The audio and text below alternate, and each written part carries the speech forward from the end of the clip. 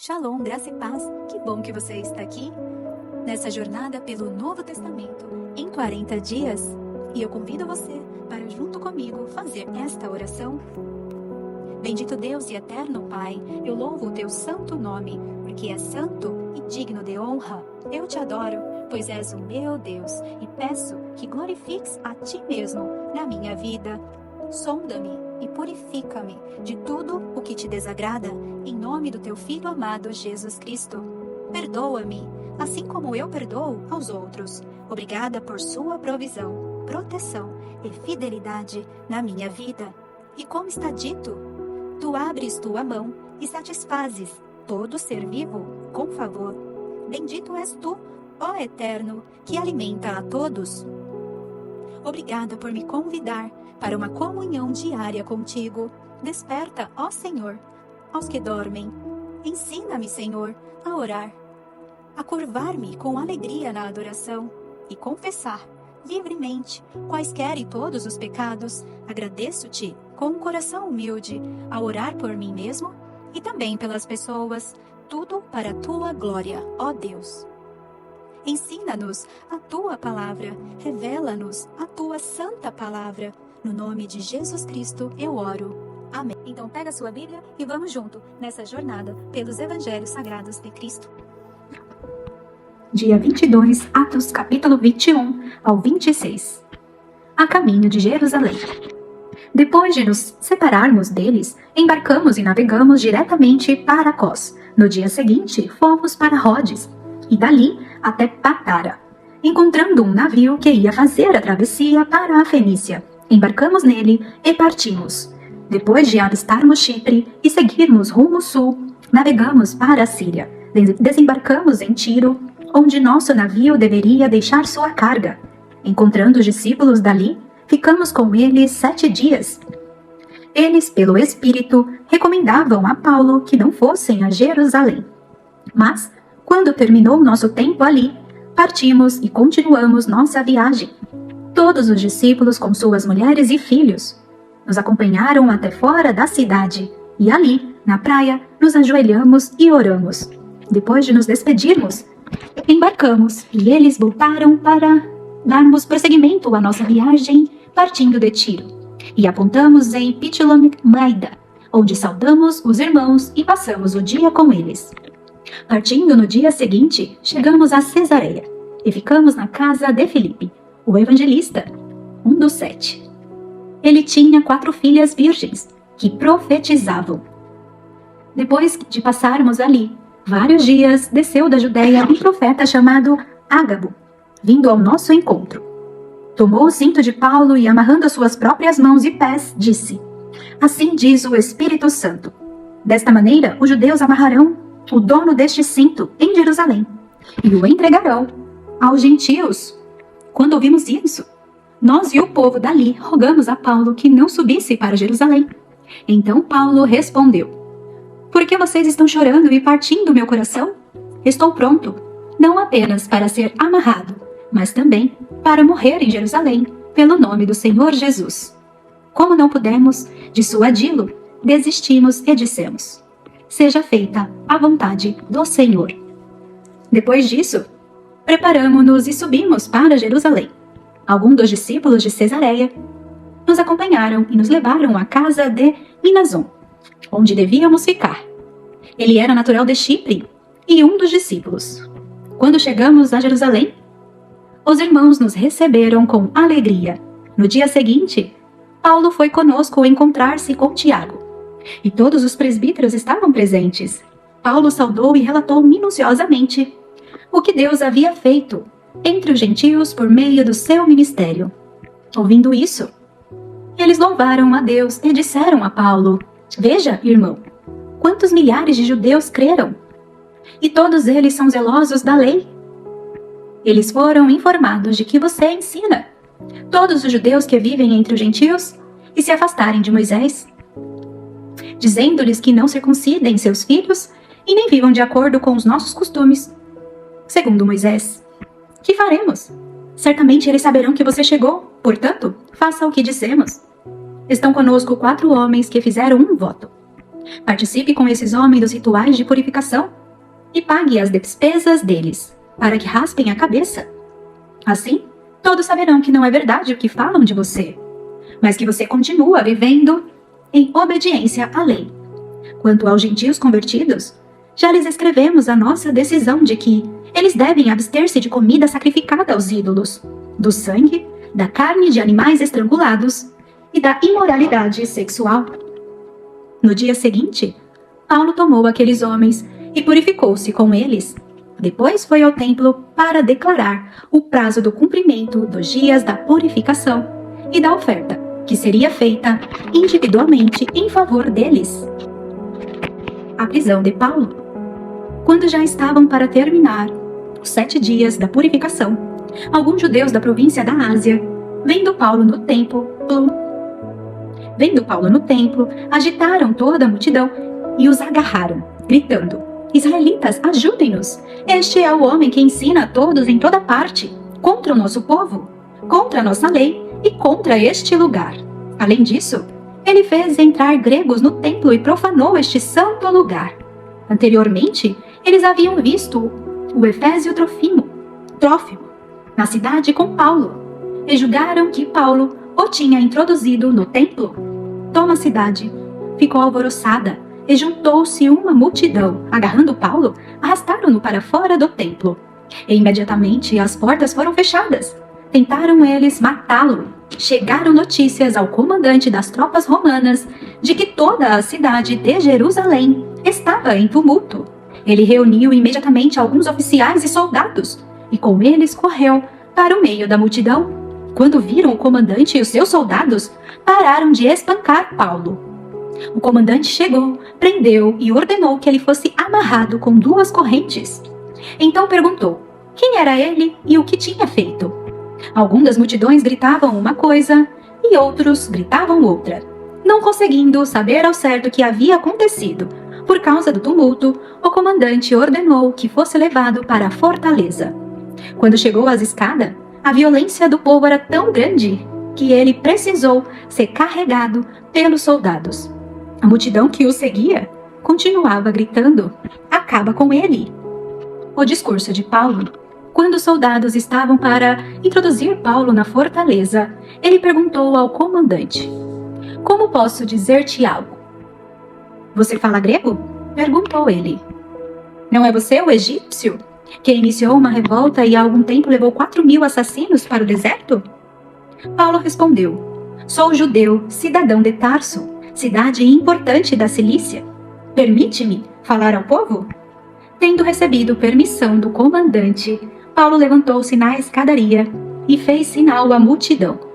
Quando todos fizeram silêncio, dirigiu-se a eles em aramaico. Irmãos e pais, ouçam agora a minha defesa. Quando ouviram que lhes falava em aramaico, ficaram em absoluto silêncio.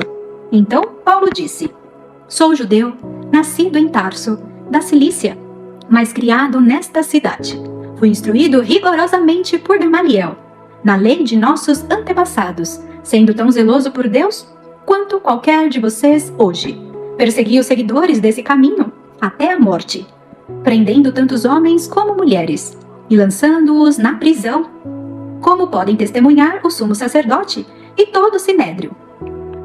Dele cheguei a obter cartas para seus irmãos em Damasco e fui até lá, a fim de trazer essas pessoas a Jerusalém como prisioneiras, para serem punidas.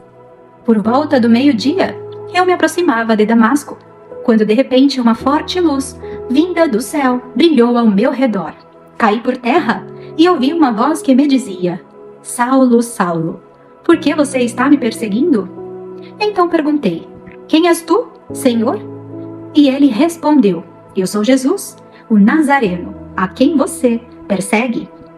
Os que me acompanhavam, viram a luz, mas não entenderam a voz daquele que falava comigo. Assim perguntei: que devo fazer, Senhor? Disse o Senhor: levante-se, entre em Damasco, onde lhe será dito o que você deve fazer.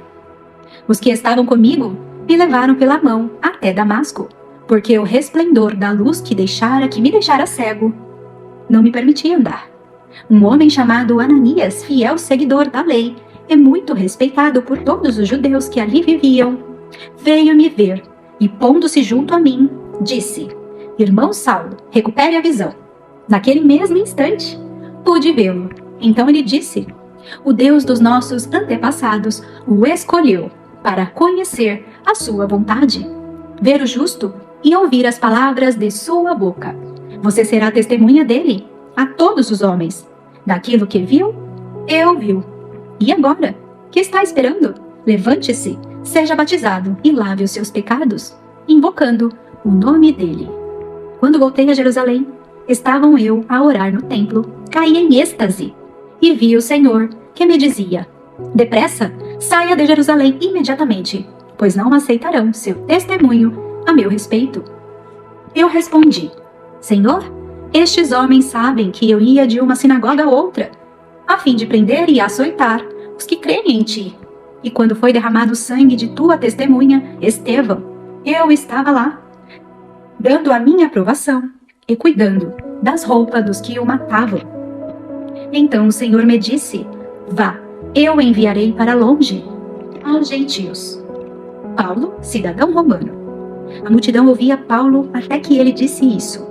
Então todos levantaram a voz e gritaram: Tira esse homem da face da terra! Ele não merece viver!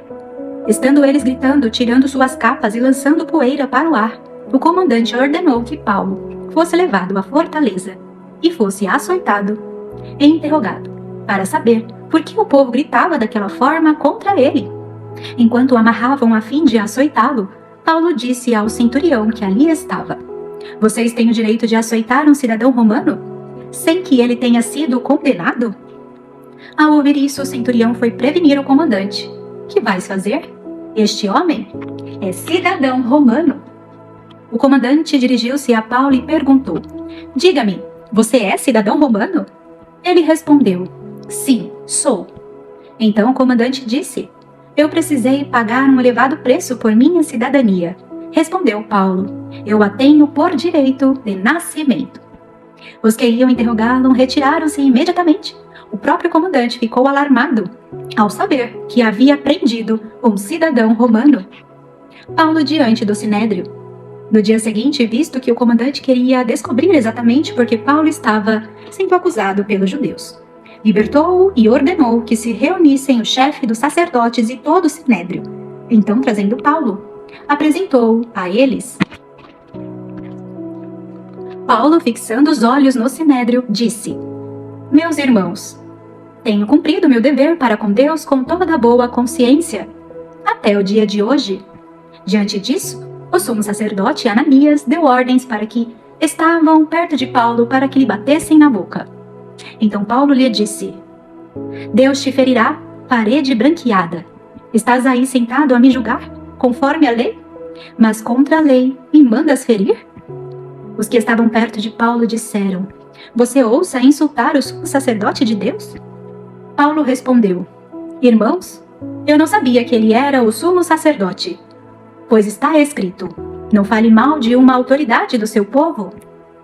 Então Paulo, sabendo que alguns deles eram saduceus e outros fariseus, bradou no sinédrio: Irmãos, sou fariseu, filho de fariseu. Estou sendo julgado por causa da minha esperança na ressurreição dos mortos. Dizendo isso, surgiu uma violenta discussão entre os fariseus e os saduceus, e a assembleia ficou dividida. Os saduceus dizem que não há ressurreição, nem anjos, nem espíritos. Mas os fariseus admitem todas essas coisas. Houve um grande alvoroço, e alguns dos mestres da lei, que eram fariseus, se levantaram e começaram a discutir intensamente, dizendo: Não encontramos nada de errado neste homem. Quem sabe se algum espírito ou anjo falou com ele? A discussão tornou-se tão violenta que o comandante teve medo que Paulo fosse despedaçado por eles. Então, ordenou que as tropas descessem e o retirassem à força do meio deles, levando-o para a fortaleza. Na noite seguinte, o Senhor, pondo-se ao lado dele, disse: Coragem! Assim como você testemunhou a meu respeito em Jerusalém, deverá testemunhar também em Roma. a conspiração para matar Paulo. Na manhã seguinte, os judeus tramaram uma conspiração e juraram solenemente que não comeriam nem beberiam enquanto não matassem Paulo. Mais de 40 homens estavam envolvidos nessa conspiração. E, dirigindo-se ao chefe dos sacerdotes e aos líderes dos judeus, disseram: juramos solenemente sob maldição que não comeremos nada enquanto não matarmos Paulo. Agora, portanto, vocês e o sinédrio peçam ao comandante que o faça comparecer diante de vocês com o pretexto de obter informações mais exatas sobre o seu caso. Estaremos prontos para matá-lo antes que ele chegue aqui. Entretanto, o sobrinho de Paulo, filho de sua irmã, teve conhecimento dessa conspiração. Foi à fortaleza e contou tudo para Paulo, que, chamando um dos centuriões, disse: leve este rapaz ao comandante. Ele tem algo para lhe dizer. Assim, ele o levou ao comandante. Então disse o centurião: Paulo, o prisioneiro, chamou-me, pediu-me que te trouxesse este rapaz, pois ele tem algo para te falar. O comandante tomou o rapaz pela mão, levou-o à parte e perguntou: o que você tem para me dizer? Ele respondeu: os judeus planejaram pedir-te que apresentes Paulo ao sinédrio amanhã, sob pretexto de buscar informações mais exatas a respeito dele. Não te deixes convencer, pois mais de 40 deles estão preparando uma emboscada contra Paulo. Eles juraram solenemente não comer nem beber enquanto não matarem. Estão preparados agora, esperando que prometas atender-lhes o pedido. O comandante despediu o rapaz e recomendou-lhe: não diga a ninguém que você me contou isso. Paulo é transferido para Cesareia. Então ele chamou 2 de seus centuriões e ordenou-lhes: preparem um destacamento de 200 soldados, 70 cavaleiros e 200 lanceiros, a fim de irem para Cesareia esta noite. Às 9 horas, em ponto, providenciem montarias para Paulo e levem-no em segurança ao governador Félix.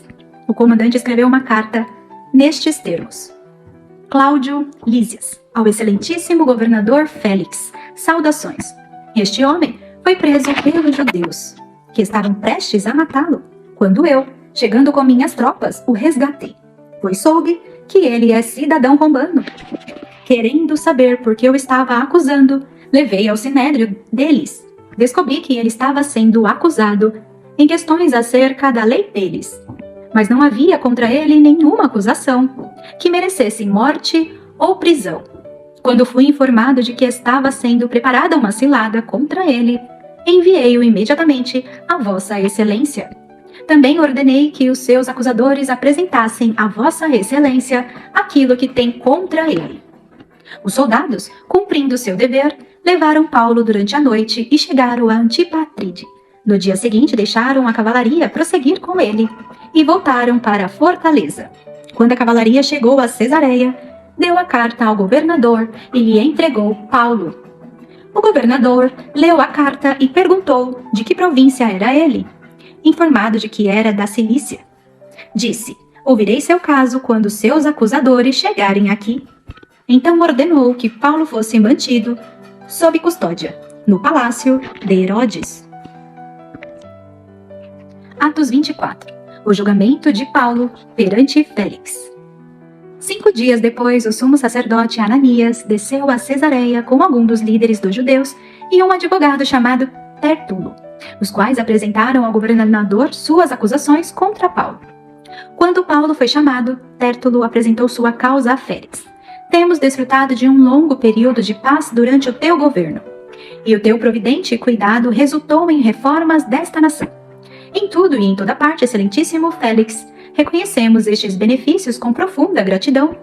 Todavia, a fim de não tomar-te mais tempo, peço-te o favor de ouvir-nos apenas por um pouco de tempo. Verificamos que este homem é um perturbador, que promove tumultos entre os judeus pelo mundo todo. Ele é o principal cabeça da seita dos nazarenos, e tentou até profanar o templo. Então o prendemos e quisemos julgá-lo segundo a nossa lei. Mas o comandante Lísias interveio e com muita força o arrebatou de nossas mãos e ordenou que os seus acusadores se apresentassem.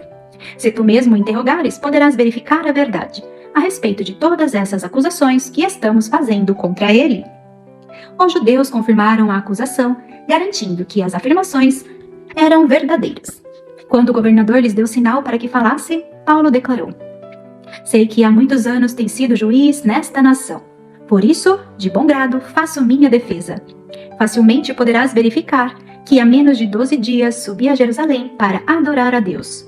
Meus acusadores não me encontraram discutindo com ninguém no templo, nem incitando a multidão nas sinagogas, ou em qualquer outro lugar da cidade. Tampouco podem provar-te as acusações que agora estão levantando contra mim. Confesso-te, porém, que adoro o Deus dos nossos antepassados como seguidor do caminho, a que chamam seita. Creio em tudo que concorda com a lei e no que está escrito nos profetas, e tenho em Deus a mesma esperança destes homens, de que haverá ressurreição, tanto de justos como de injustos. Por isso, procuro sempre conservar minha consciência limpa diante de Deus e dos homens. Depois de estar ausente por vários anos, vim a Jerusalém para trazer esmolas ao meu povo e apresentar ofertas. Enquanto fazia isso, já cerimonialmente puro, encontraram-me no templo, sem envolver-me em nenhum ajuntamento ou tumulto. Mas há alguns judeus da província da Ásia que me deveriam estar aqui, diante de ti, e apresentar acusações, se é que tem algo contra mim. Ou os que aqui se acham deveriam declarar que crime encontraram em mim, quando fui levado perante o sinédrio, a não ser que tenha sido este. Quando me apresentei a eles, bradei: por causa da ressurreição dos mortos, estou sendo julgado hoje, diante de vocês. Então Félix, que tinha bom conhecimento do caminho, adiou a causa e disse: quando chegar o comandante Lisias, decidirei este caso. E ordenou ao centurião que mantivesse Paulo sob custódia, mas que lhe desse certa liberdade, e permitisse que os seus amigos o servissem. Vários dias depois, Félix veio com Drúzila, sua mulher, que era judia. Mandou chamar Paulo e ouviu falar sobre a fé em Jesus Cristo. Quando Paulo se pôs a discorrer acerca da justiça, do domínio próprio e do juízo vindouro, Félix teve medo e disse: basta por enquanto, pode sair. Quando achar conveniente, mandarei chamá-lo de novo. Ao mesmo tempo, eu esperava que Paulo lhe oferecesse algum dinheiro, pelo que mandava buscá-lo frequentemente e conversava com ele. Passado 2 anos, Félix foi sucedido por Pórcio Festo. Todavia, porque desejava manter a simpatia dos judeus, Félix deixou Paulo na prisão. O julgamento perante Festo. 3 dias depois de chegar à província, Festo subiu de Cesareia para Jerusalém, onde o chefe dos sacerdotes e os judeus mais importantes compareceram diante dele. Apresentando as acusações contra Paulo, pediram a Festo o favor de transferir Paulo para Jerusalém, contra os interesses do próprio Paulo, pois estavam preparando uma emboscada para matá-lo no caminho. Festo respondeu: Paulo está preso em Cesareia, e eu mesmo vou para lá em breve. Desçam comigo alguns dos seus líderes e apresentem ali as acusações que têm contra este homem, se realmente ele fez algo de errado. Tendo passado com eles de 8 a 10 dias, desceu para Cesareia e, no dia seguinte, convocou o tribunal e ordenou que Paulo fosse trazido perante ele. Quando Paulo apareceu, os judeus que tinham chegado de Jerusalém se aglomeraram ao seu redor, fazendo contra ele muitas e graves acusações que não podiam provar. Então Paulo fez sua defesa: nada fiz de errado contra a lei dos judeus, contra o templo ou contra César. Festo, querendo prestar um favor aos judeus, perguntou a Paulo: você está disposto a ir a Jerusalém e ali ser julgado diante de mim acerca destas acusações? Paulo respondeu: estou agora diante do tribunal de César, onde devo ser julgado. Não fiz nenhum mal aos judeus, como bem sabes. Se, de fato, sou culpado de ter feito algo que mereça pena de morte, não me recuso a morrer. Mas, se as acusações feitas contra mim por estes judeus não são verdadeiras, ninguém tem o direito de me entregar a eles. Apelo para César. Depois de ter consultado seus conselheiros, Festo declarou: você apelou para César irá. Festo consulta o rei Agripa. Alguns dias depois, o rei Agripa e Berenice chegaram a Cesareia para saudar Festo. visto que estavam passando muitos dias ali. Festo explicou o caso de Paulo ao rei. Há aqui um homem que Félix deixou preso. Quando fui a Jerusalém, o chefe do sacerdote e os líderes dos judeus fizeram acusações contra ele, pedindo que fosse condenado. Eu lhes disse que não é costume romano condenar ninguém, antes que ele se defronte pessoalmente com seus acusadores. Tenha a oportunidade de se defender das acusações que lhes fazem. Vindo eles comigo para cá, não retardei o caso. Convoquei o tribunal no dia seguinte e ordenei que o homem fosse apresentado. Quando seus acusadores se levantaram para falar, não o acusaram de nenhum dos crimes que eu esperava. Ao contrário, tinha alguns pontos de divergência acerca de sua própria religião e de um certo Jesus, já morto, o qual Paulo insiste que está vivo. Fiquei sem saber como investigar tais assuntos. Por isso perguntei-lhe se ele estaria disposto a ir a Jerusalém e ser julgado ali acerca dessas acusações. Apelando Paulo para que fosse guardado até a decisão do imperador, ordenei que ficasse sob custódia até que eu pudesse enviá-lo a César. Então Agripa disse a Festo: eu também gostaria de ouvir esse homem. Ele respondeu: amanhã os ouvirá. Paulo perante Agripa. No dia seguinte, Agripa e Berenice vieram com grande pompa e entraram na sala de audiências com os altos oficiais e os homens importantes da cidade.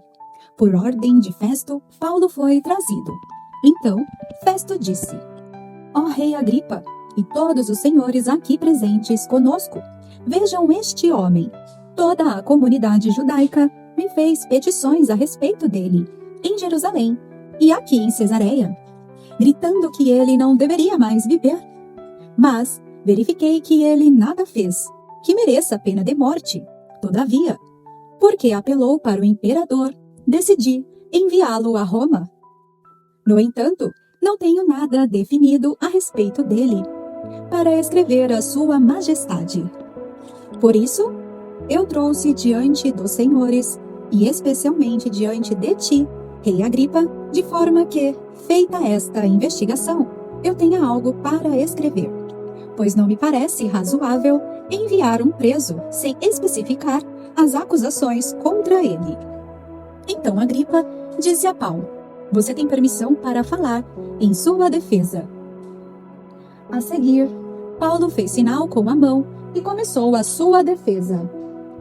Rei Agripa, considero-me feliz por estar hoje em sua presença, para fazer a minha defesa contra todas as acusações dos judeus, e especialmente porque estás bem familiarizado com todos os costumes e controvérsias deles.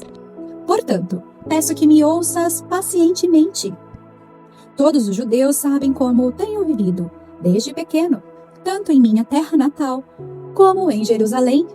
Eles me conhecem há muito tempo e podem testemunhar, se quiserem, que, como fariseu, vivi de acordo com a seita mais severa da nossa região, com a seita mais severa da nossa religião. Agora estou sendo julgado por causa da minha esperança no que Deus prometeu aos nossos antepassados. Esta é a promessa que as nossas 12 tribos esperam que se cumpra, cultuando a Deus com fervor, dia e noite. É por causa desta esperança, ó rei, que estou sendo acusado pelos judeus. Porque os senhores acham impossível que Deus ressuscite os mortos? Eu também estava convencido de que deveria fazer todo o possível para me opor ao nome de Jesus, o Nazareno. E foi exatamente isso que fiz em Jerusalém, com a autorização do chefe dos sacerdotes. Lancei muitos santos na prisão e, quando eles eram condenados à morte, eu dava o meu voto contra eles. Muitas vezes ia de sinagoga para outra, a fim de castigá-los, e tentava forçá-los a blasfemar. Em minha fúria contra eles, cheguei a ir a cidades estrangeiras para persegui-los. Numa dessas viagens, eu estava indo para Damasco com a autorização e permissão do chefe dos sacerdotes. Por volta do meio-dia, ó rei, estando eu a caminho, vi uma luz do céu mais resplandecente que o sol, brilhando ao meu redor e ao redor dos que iam comigo. todos caímos por terra. Então ouvi uma voz que me dizia em aramaico: Saulo, Saulo, Saulo, por que você está me perseguindo? Resisti ao arguilhão, só lhe trará dor. Então perguntei: Quem és tu, Senhor? Respondeu o Senhor: Sou Jesus, a quem você está perseguindo. Agora levante-se, fique em pé. Eu apareci para constituí-lo servo e testemunha do que você viu a meu respeito e do que lhe mostrarei. Eu o livrarei do seu próprio povo e dos gentios, aos quais eu o envio, para abrir-lhe os olhos e convertê-lo das trevas para a luz, e do poder de Satanás para Deus, a fim de que recebam o perdão dos pecados e herança entre os que são santificados pela fé em mim. Assim, rei Agripa, não fui desobediente à visão celestial. Preguei em primeiro lugar ao que estavam em Damasco, depois aos que estavam em Jerusalém e em toda a Judéia, e também aos gentios, dizendo que se arrependessem e se voltassem para Deus, praticando obras que mostrassem o seu arrependimento. Por isso, os judeus me prenderam no pátio do templo e tentaram matar-me. Mas tenho contado com a ajuda de Deus até o dia de hoje, e, por este motivo, estou aqui e dou testemunho tanto a gente simples como a gente importante.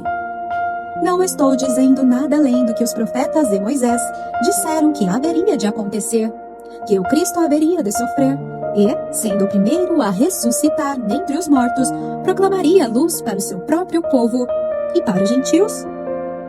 A esta altura, Festo interrompeu a defesa de Paulo e disse em alta voz: Você está louco, Paulo? As muitas letras o estão levando à loucura.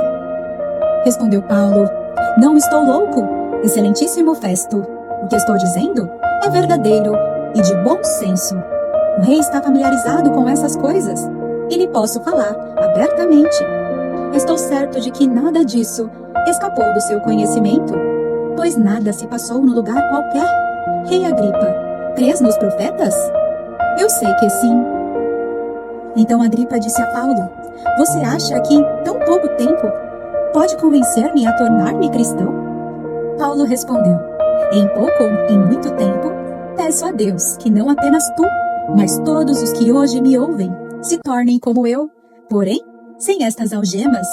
O rei se levantou, e com ele o governador e Berenice, como também os que estavam assentados com eles.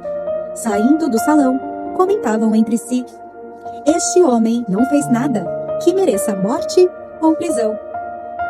Agripa disse a Festo: Ele poderia ser posto em liberdade, se não tivesse apelado para César. Que a graça e a paz do nosso Senhor Jesus Cristo esteja sobre a sua vida.